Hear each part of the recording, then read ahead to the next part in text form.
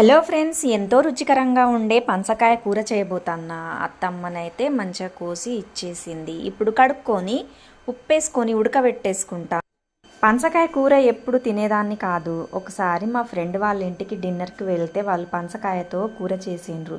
చాలా చాలా రుచిగా అనిపించింది. అప్పటి నుంచి ఇప్పటి వరకు నేను కూడా ఇంకా పనసకాయ కూర చేసుకుంటా ఇంట్లో.